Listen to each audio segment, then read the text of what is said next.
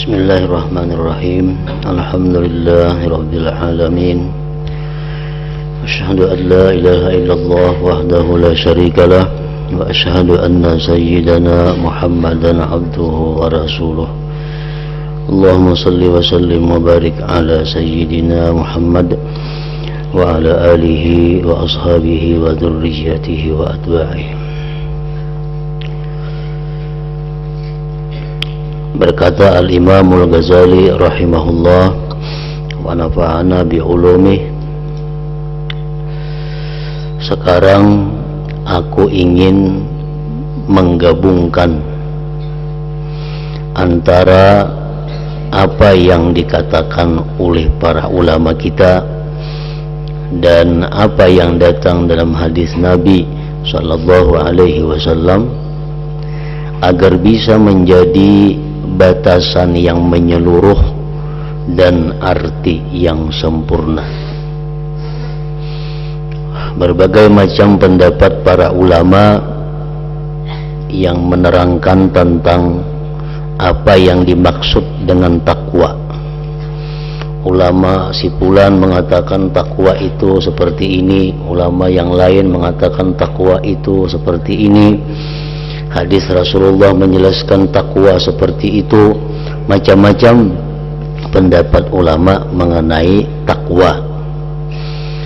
Nah, lalu Imam Ghazali akan menggabungkan dari pendapat-pendapat para ulama tadi mengenai takwa.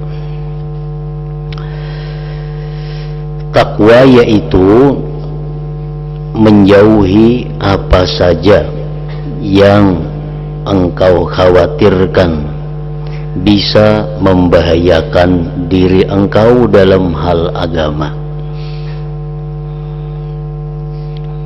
Nah, itu kesimpulan Imam Ghazali mengenai pengertian takwa. Menjauhi apa saja yang mengkhawatirkan agama kita.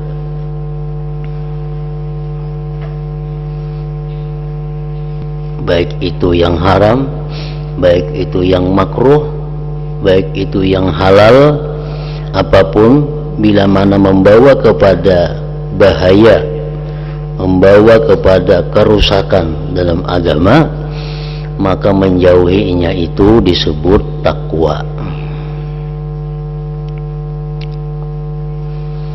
Jadi kada mesti perkara yang haram yang dijauhi, kada mesti perkara yang makruh yang dijauhi, perkara yang boleh pun dijauhi kalau itu mengakibatkan yang dilarang, mengakibatkan kepada maksiat, mengakibatkan kepada kemurkaan Allah Subhanahu wa ta'ala.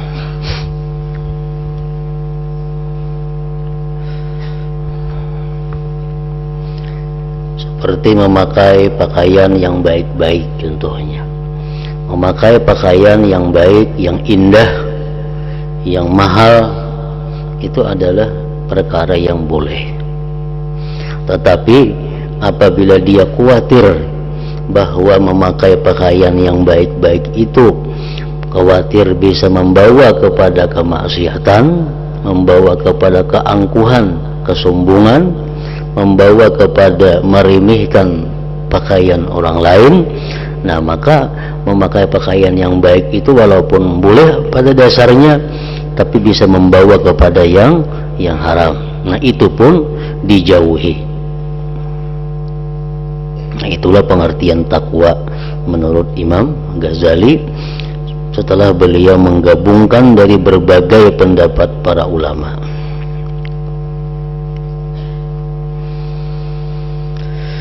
Tidakkah engkau tahu bahwa orang sakit yang berpantang itu disebut orang yang berhati-hati? Bila menjauhi apa saja yang membahayakan dirinya, baik berupa makanan, minuman, buah-buahan, atau lainnya. Orang yang dalam keadaan sakit Apabila dia menjauhi pantangan, disebutlah dia orang yang berhati-hati. Kemudian perkara yang dikhawatirkan bisa membahayakan diri Anda dalam masalah agama itu ada dua macam. Perkara yang dikhawatirkan bisa membahayakan diri kita dalam masalah agama dua hal, yaitu perkara haram atau maksiat.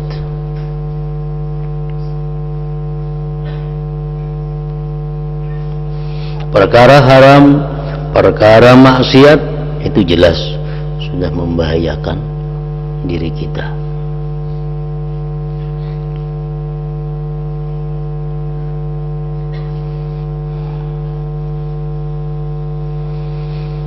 Dan kelebihan perkara halal itu pun membahayakan diri kita.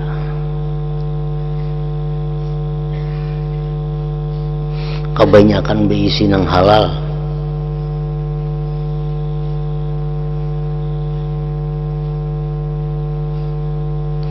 karena sibuk dengan kelebihan perkara halal dan membiasakannya itu dapat menarik kepada perkara haram dan maksiat secara murni. Jadi bukan hanya nang haram, bukan hanya nang maksiat yang membahayakan diri kita, tetapi juga perkara halal. Kalaunya kebanyakan, itu pun bisa membahayakan diri kita.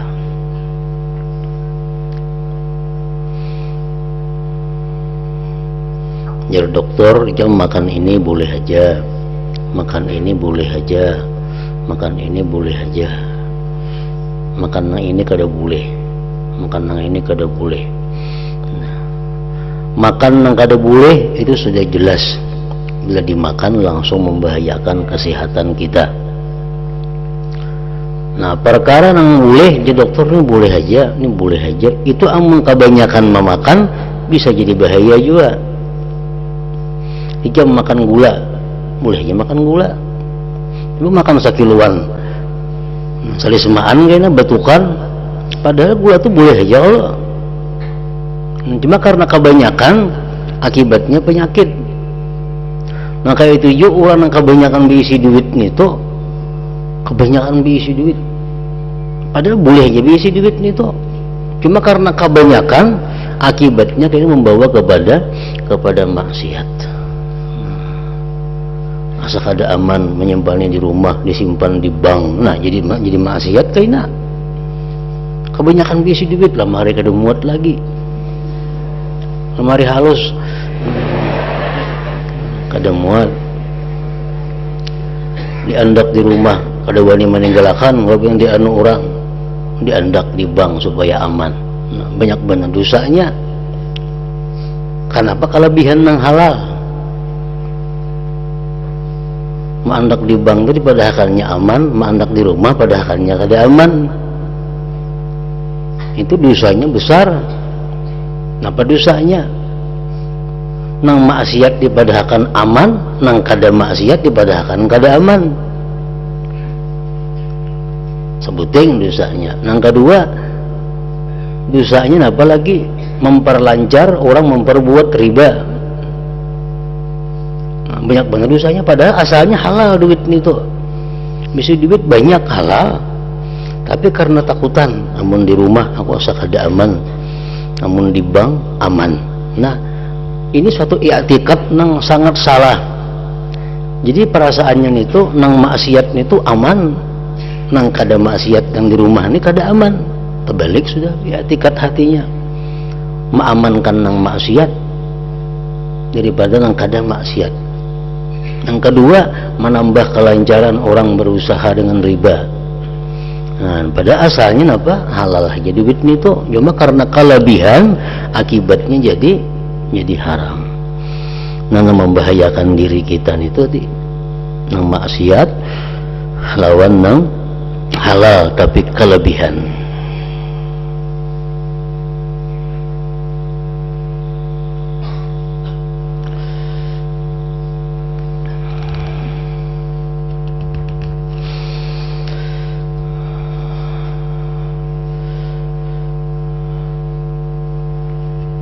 Hal itu disebabkan oleh rakusnya nafsu dan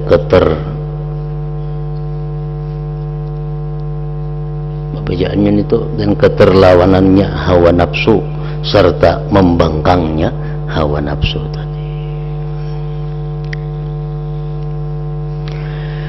Jadi barang siapa ingin selamat dari hal yang membahayakan urusan agamanya, maka ia harus menjauhi perkara yang mengkhawatirkan dan menjauhi perkara halal yang berlebihan agar tidak tersirik kepada perkara haram secara terang-terangan. Sesuai dengan sabda Rasulullah sallallahu alaihi wasallam, litarkihim ma la ba'sa bihi hadaran amma bihi ba's. Orang takwa itu disebut orang takwa karena mereka meninggalkan perkara halal karena khawatir terjerumus ke dalam perkara haram.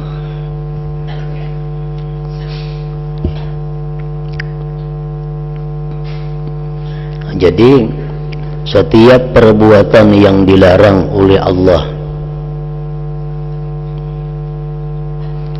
apabila kita langgar, apabila kita lakukan, itu membahayakan diri kita.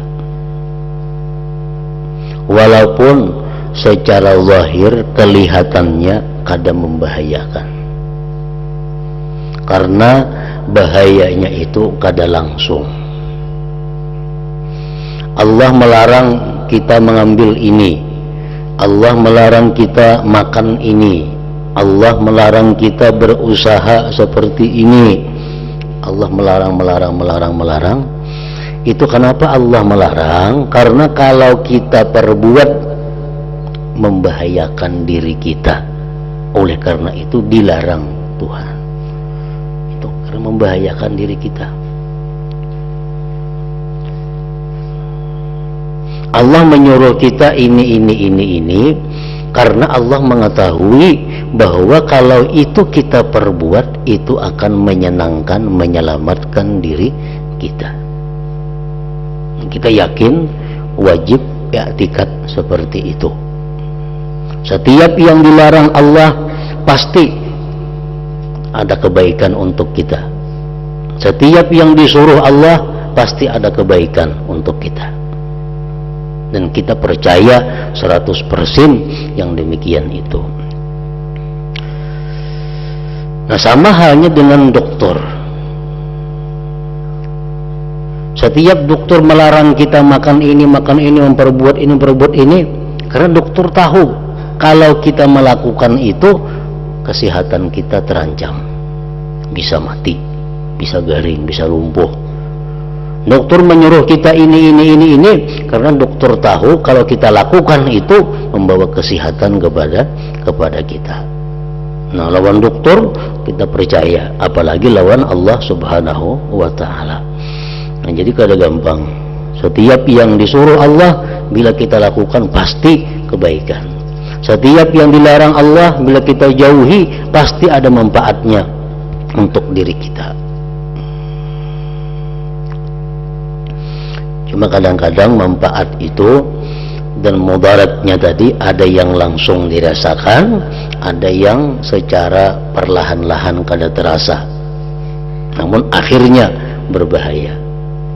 Sama dengan anjuran dokter dan larangan dokter. Jadi dokter jam kayak ini kita gawi, ya mungkin sehari 2 hari belum ada kelihatan manfaatnya, 2-3 hari. Tapi kalau dibiasakan, nah hanya kelihatan manfaatnya, awak nyaman, awak sehat. Jadi dokter kan jangan makan ini. jangan melakukan ini. Kita hindari supaya sihat. Kalau kita langgar, mudaratnya kadang-kadang bisa berbulan-bulan hanya kerasaan, mudaratnya hanya bisa bertahun-tahun hanya kita rasakan. Dan ada juga kadang-kadang mudaratnya nang begitu kita gawe, nang dilanggar tadi, nang dilarang tadi, bisa langsung ada mudaratnya dirasakan. Nah demikian pula perkara maksiat, bila kita langgar, ada nang kada terasa mudaratnya, seminggu, sebulan, setahun kada terasa ada gangguan, tapi kayaknya akhirnya mematikan rohani kita, mematikan hati kita. Ada maksiat yang diperbuat langsung kita jadi mudarat, ada juga, tergantung daripada kemurkaan dan kemurahan kemaafan Allah Subhanahu wa ta'ala. Nah, jadi takwa itu artinya adalah meninggalkan apapun yang membahayakan diri kita, baik itu yang haram atau yang makruh atau yang mubah, yang halal.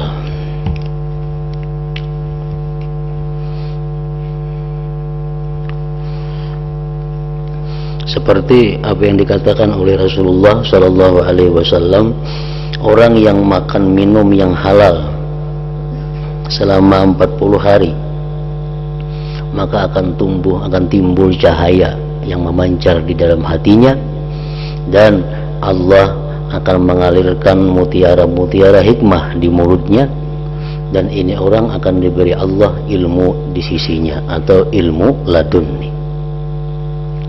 Nah, orang 40 hari makan minum yang halal, walaupun inya kadang menuntut ilmu, perai mengaji 40 hari 40 hari itunya perai beribadah nang sunat, ibadahnya nang fardu aja 40 hari itu, tapi inya menjaga parutnya itu daripada masuk yang haram dan subhat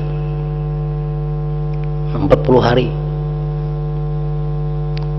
Dijaganya makan, bila kada yakin ini halal, hanyar makan. Minum kayak itu juga. Kada usah menuntut ilmu, kada usah beribadah nang sunat, kada usah tahajud di malam hari. 40 hari itu jaga dua macam tu aja, makan minum jaga daripada nang haram dan subhat.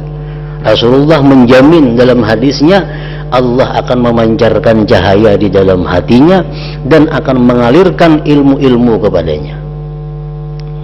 40 hari. Nah, oleh para ulama sudah diuji, sudah dibuktikan.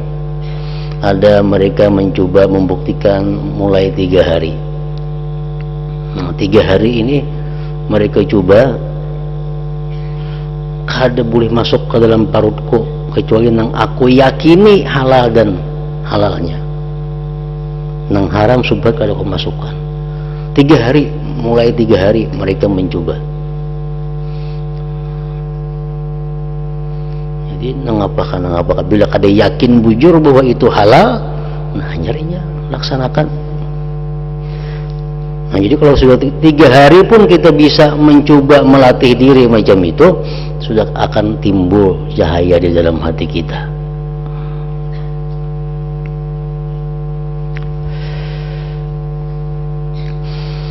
Nah, kalau begitu takwa yang sempurna dan mengumpulkan semua arti takwa ialah menjauhi segala perkara yang mengandung bahaya dalam masalah agama dan berlebihan perkara yang halal.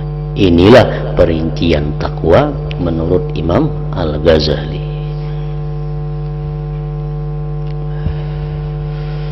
Adapun kalau kita menginginkan membuat batasan ta'rif takwa menurut ilmu syara, maka ta'rif takwa yang mengumpulkan semua arti takwa menurut ilmu syara pulang, yaitu membersihkan hati dari kejelikan yang belum pernah diperbuat sebelumnya, lantaran kuatnya tekad untuk meninggalkannya, hingga hal itu bisa menjadi perisai pendinding antara engkau dan setiap kejelikan. Nah, Lain lagi pulang takwa menurut syara ini, menurut ilmu syara, takwa itu adalah membersihkan hati dari dosa yang belum pernah diperbuat.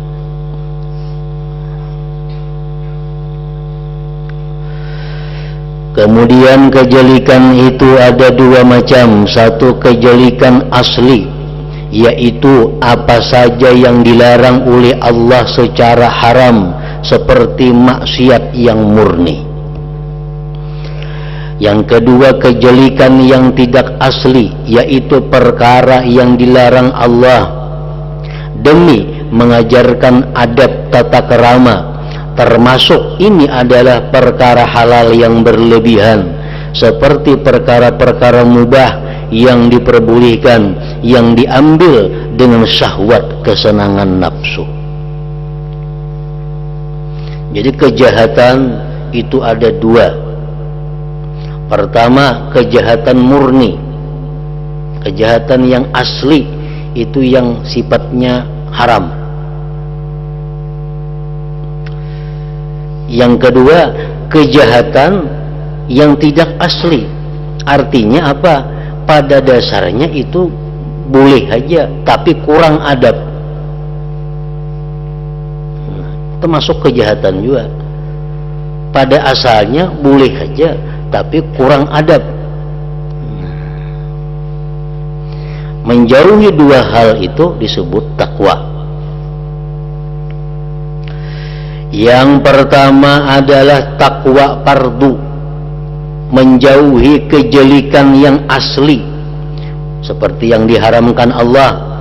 Nah, menjauhinya itu fardu, takwa di situ fardu, yang kalau ditinggalkan mengharuskan siksa neraka, mengharuskan siksa neraka. Kalau kita memperbuat kejelikan yang asli, itu neraka, azab Allah. Menjauhinya fardu, takwa yang fardu. Sedangkan yang kedua, takwa kebaikan dan adab, yang seandainya ditinggalkan maka mengharuskan penahanan, pemeriksaan, pencelaan, dan dijelik-jelikkan. Nah, takwa yang kedua ini takwa yang tidak asli, yaitu meninggalkan perkara-perkara yang dilarang menurut adab, seperti berlebihan dan halal. Nah, yang ini kalau kita langgar, kita kata disiksa Allah, tetapi kita di akhirat akan mengalami penahanan, mengalami pemeriksaan, mengalami celaan-celaan, mengalami penjelikan-penjelikan. Nah, jadi orang ke surga itu ada dua. Satu, orang yang ke surga tanpa pemeriksaan apapun. Artinya ibarat orang rajian itu, polisi hormat, polisinya hormat, terus si polisi. Disinggahnya aja kada, apalagi diperiksainya. Nah, ini orang yang benar-benar takwa, meninggalkan kejelikan yang asli, meninggalkan kejelikan yang tidak asli. Ada yang kedua, orang yang hanya meninggalkan takwa, orang yang hanya melakukan takwa kepada yang pertama. Ini kalau yang haram-haram semua bisa menjauhi, tapi yang halal yang berlebihan kada. Nah, orang ini ke surga juga, tapi melalui pemeriksaan di tengah jalan yang melelahkan, pemeriksaan yang mengkhawatirkan, penghinaan dan sebagainya. Walaupun akhirnya dia masuk ke dalam surga juga. Nah, ini orang yang menjauhi yang haram, tapi dia kada mampu meninggalkan yang halal yang sebanyak-banyaknya.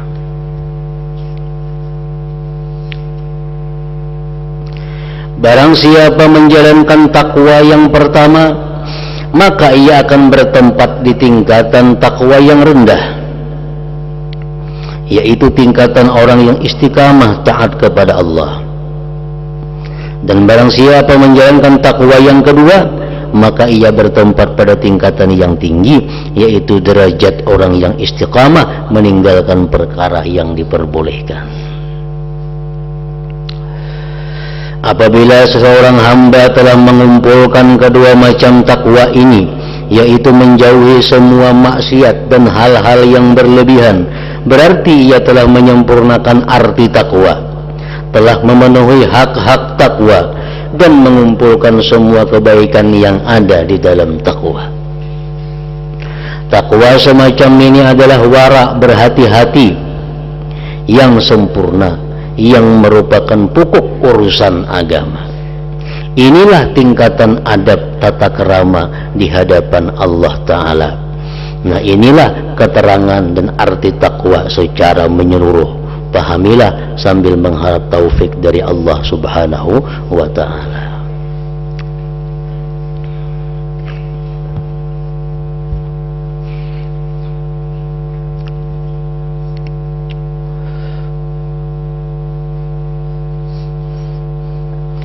Jika engkau bertanya atau berkata, sekarang terangkanlah kepadaku mengenai perincian arti takwa dan cara melakukannya dalam kaitannya dengan nafsu, karena aku perlu pengamalannya supaya aku mengerti bagaimana cara mengendalikan nafsu dengan arti takwa yang telah engkau terangkan.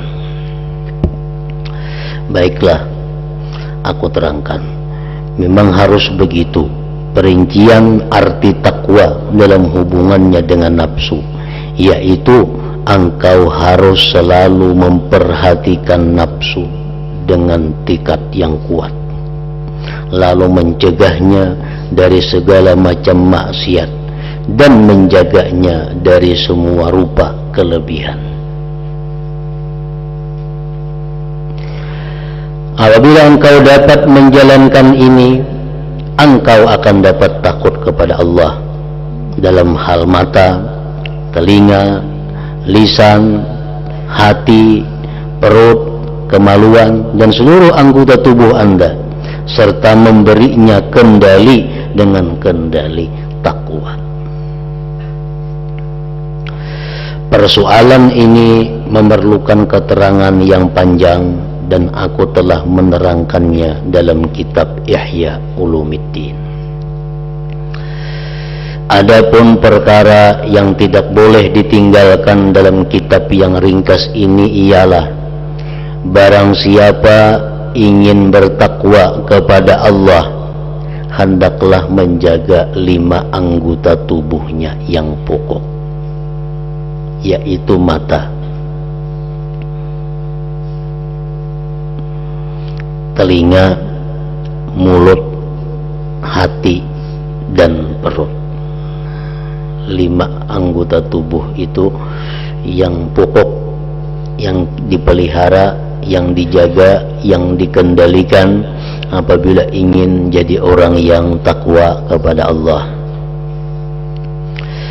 Ia harus bersungguh-sungguh menjaga 5 anggota tubuh ini dari apa saja yang mengkhawatirkan datangnya bahaya dalam kaitannya dengan urusan agama, seperti maksiat, laku haram, fudul berlebihan, burus dalam perkara halal. Ada yang haram lewat mata, ada yang halal lewat mata namun bisa membawa kepada yang haram. Ada yang haram didengar, ada yang halal didengar tapi amun karanjakan mendengar bisa berakibat kepada haram. Mulut berkata-kata itu ada yang haram, tetapi ada juga berkata-kata itu yang baik, tetapi amun kebanyakan berkata-kata bisa membawa kepada yang haram. Ujar Nabi kita, man kasura kalamuhu kasura khata'uhu. Orang kena banyak pandir, kayaknya banyak juga tuh salahnya. Bila banyak salahnya, banyak juga kena dosanya. Bila banyak dosanya, nah maka nerakalah tempatnya. Jadi berkata-kata itu ada yang langsung haram seperti dusta, menggibah, ada aja berkata-kata nang halal, tapi amun kebanyakan nah akibatnya kini membawa kepada dosa. Hati dan perut ini ia harus bersungguh-sungguh menjaga 5 anggota tubuh ini dari apa saja yang mengkhawatirkan datangnya bahaya dalam kaitannya dengan urusan agama, seperti maksiat, laku haram, fudul berlebihan, burus dalam perkara halal. Apabila orang dapat menghasilkan penjagaan terhadap 5 anggota tubuh ini, maka bisa diharapkan semua anggota tubuh terbebas dari laku maksiat, dan orang tersebut dinamakan orang yang melaksanakan takwa, yang mengumpulkan kebaikan dengan seluruh tubuhnya karena Allah Ta'ala. Jadi kada perlu menjaga batis, kada perlu menjaga tangan, cukup dijaga yang 5 tadi. Bila 5 itu terjaga, anggota tubuh lain akan mengikutinya. Berhubung dengan hal ini, engkau tentu membutuhkan keterangan tentang 5 pasal yang menjelaskan 5 anggota tubuh pokok ini. Itu wajib fardu ain setiap orang muslim dan muslimah, fardu ain mengetahui hukumnya. Mata, apa-apa yang boleh dipandang oleh mata, apa-apa yang makruh dipandang oleh mata, apa-apa yang haram dipandang oleh mata. Itu fardu ain setiap orang muslim muslimah mempelajarinya. Telinga sama, apa-apa yang boleh didengar, apa-apa yang makruh didengar, apa-apa yang haram didengar, apa-apa yang wajib didengar, apa-apa yang boleh didengar, wajib juga setiap orang muslim mempelajarinya. Mulut sama aja juga, apa-apa yang wajib dikata, apa-apa yang boleh diucapkan, apa-apa yang haram diucapkan, apa-apa yang makruh diucapkan. Nah, itu wajib dipelajari. Hati, perut, semuaan itu. Jadi sehingga kada ada satupun masalah yang kita kada tahu hukumnya.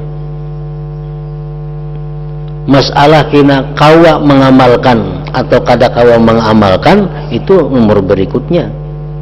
Kewajiban pertama mempelajari. Oh, boleh melihat itu. Oh, wajib melihat itu. Oh, haram melihat itu. Makruh melihat itu. Itu wajib diketahui. Karena dengan tahu itu nyaman untuk berikutnya. Kalau kita kada tahu, nah, dikira boleh, kada tahu haram, nah kayak apa hendak tobatnya kaina. Itu wajib, nya kada tahu. Berana ya.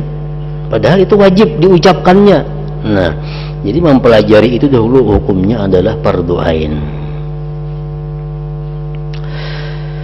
Berhubung dengan hal ini, engkau tentu membutuhkan keterangan tentang 5 pasal yang menjelaskan 5 anggota tubuh pokok ini, serta perinciannya mana yang haram bagi masing-masing anggota tubuh tersebut menurut kadar yang layak untuk kitab yang ringkas ini. Nah, guys, itu pasal pertama tentang mata. Nah, kita wajib belajar. Nah, apa-apa yang dilarang melihat, apa-apa yang kada boleh dilihati.